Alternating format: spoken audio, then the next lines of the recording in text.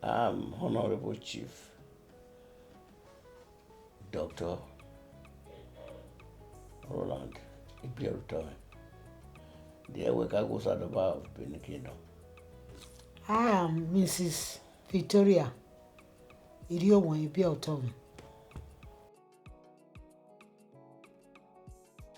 Because my dad was a pure native man, so he's not educated.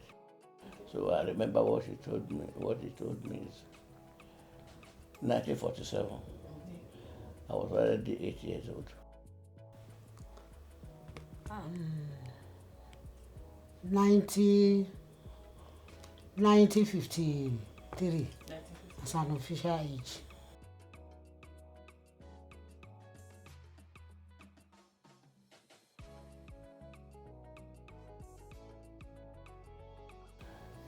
At 1960, I guess that was the independence.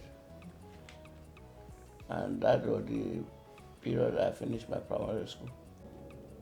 There are a lot of things that we enjoying during independence. Well, today you cannot find it again. Like Independence Day, you cook with the school, you share to children, and everybody happy over it. But today, it's not the same. But I'm one of the beneficiaries who enjoy that privilege.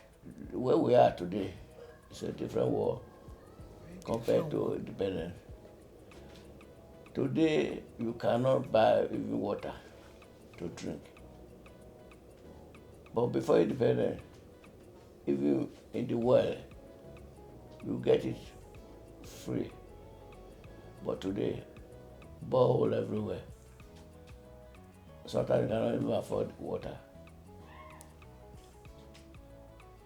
So the difference have affected, I'm sure, the whole world, but our own Nigeria own is too much. Today, you see above 15 years, 20 years, we'll be having a mansion. A father who have paid the work for all these years, work around the whole Nigeria, cannot afford it. When it happened, I was so small. One of our sisters came to the village where I attended the school. They killed goats, boiled rice. All of us were jubilating, running here and there in the compound. They shared the food. They gave us a flag, the one that we will use to demonstrate that very day, and a cup. Nigeria something cup we were given. When we got home the following day, we went to school. We were still hoping that the exercise should continue. And you know when you are young, it should continue. So we now came back home. Many things have changed. Things are very cheap in those days, unlike the life we are living now.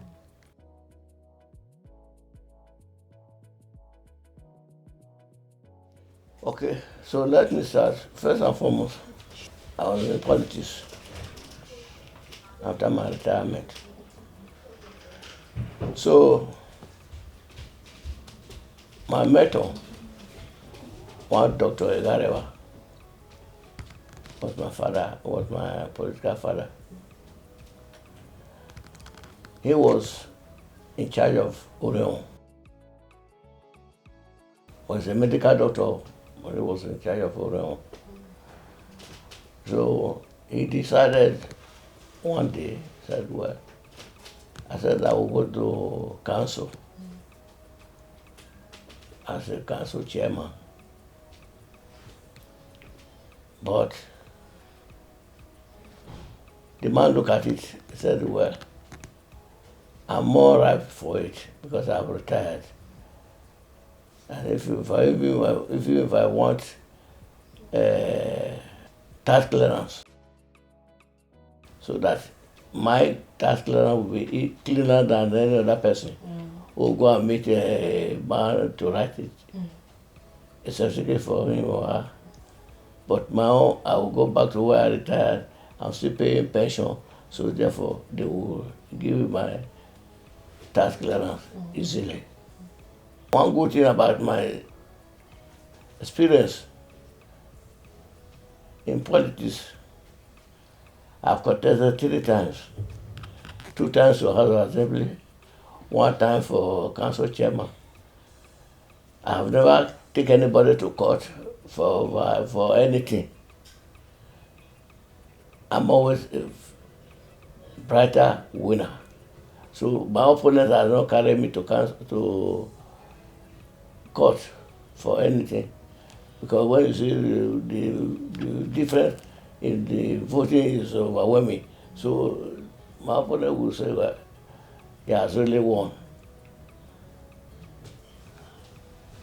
And look at the House of Assembly covered the whole state.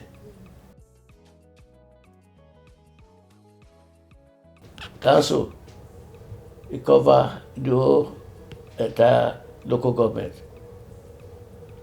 And my sister, let me tell you, it's not an easy job, but as God will have it,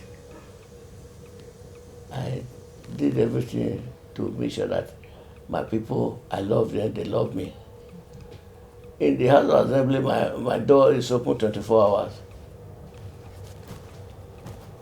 Anybody that comes from Irua, come from Igwebe, come from, my door is open as a lawmaker. And in the front of in the whole people praised me because I give out and I respect people.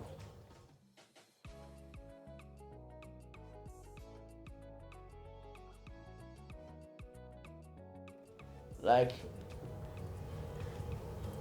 in emotion, I will really support a genuine motion. I don't take money from anybody to make sure that I move the motion in respect of that community or individual. And I was the oldest in that house. And I became a chief, or my Omonoba chief in front of the palace. So I'm always very careful. I think in the House of Assembly, I made much contribution. I made 4 or 5 boreholes to about 8 communities. As a local government chairman, I was there for 3 years. And everything smooth well for me.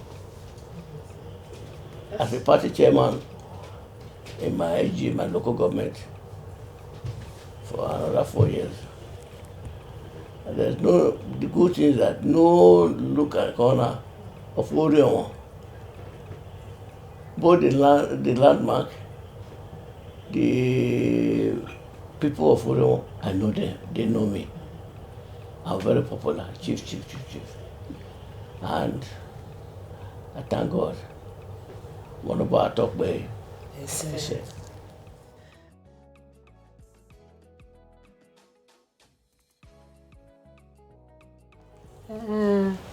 what I believe, during the time he was in the house, the member loves him and he himself equally loved them too. After our retirement from I think you stayed there for 7 years. 8 years. 8 years. 4 years, 4 years. 4 years. Before he now went to Council. council. The same thing he did.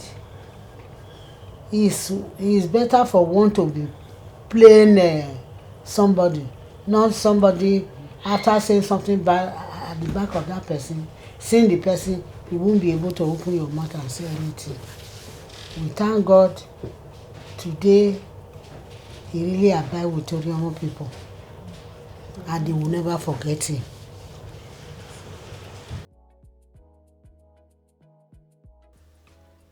That's how to tell the people what you want to do for them, how simple you are. You are ready to serve the people. No fight, nothing. The last day of my campaign, for council, my jeep, I was somersaulted twice. But nobody wounded, nobody died. But that was the last day of campaign. I was even regretting. I told my husband, you can see now what is happening if not God there that saved us. And the accident he got that time, it was not an easy one, but God brought us from that wahala. To be a politician is not easy.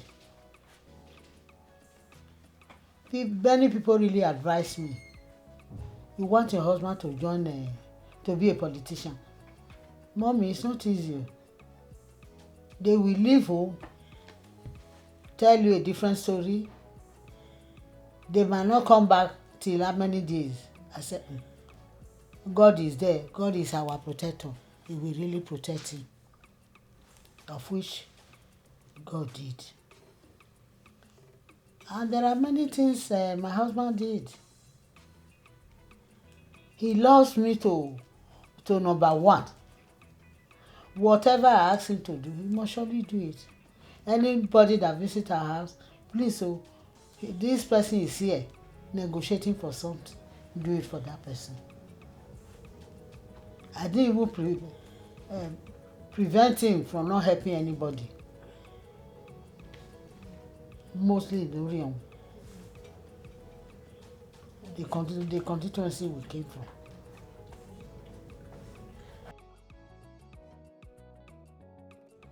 I married in 2nd of February 1972. One thing I know, you don't know until you have that child. When you are pregnant, you cannot predict what you are going to get. And my children, they obey him, they obey me, people around us. And people really praise them. Hardly you can get same sex like this that I obey, that respect. Even the school they attended, the higher institution all of them went to. Many advice. My daughter, this is how to do in life. This is how to behave in life. So that we will not go a wrong way. Journey so far is not an easy one. Starting from my parents. My mother delivered 9 times. I'm the only one that survived. I'm the last one. Today I don't have a brother or a sister from the same womb near me. So when the time reached to marry, I consider this and say, how would I work out this journey? If tomorrow I marry and what I have in mind is not forthcoming, what do I do? What is in mind? Maybe a baby child. But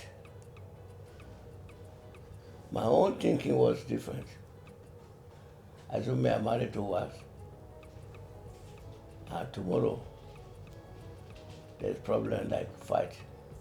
I don't have a sister of the same womb. I don't have a brother of the same womb. Who will advise me? Who will talk to me? Who will help me to fight? I said, all those ones are troublemaking, so there's no need. I better don't look at that at all. All the six of them that produce 19 grandchildren, there's always one make child. No one make the mistake to have two. All is one. Who has 6 children has one. Who has 5 has one. Who has 4 has one. Who has 2.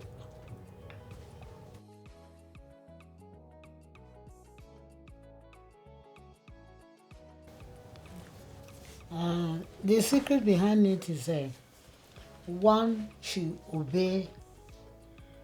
When you marry, try to be considerate. Whatever your husband asks you to do, you do it. To me, he's not a wife any longer. He's my junior sister. He's above wife. Don't listen to what others that pretend outside. No, my husband cannot do that type of a thing. If he does that, I know how I'm going to face the man. I couldn't do that. I was all the time, I remain loyal. He is not my husband. As he said, he's my father. He's my brother. And the respect, whatever I want, he does it for me. When my family will come, you see the way he's taking all of them as one. I really thank God for that.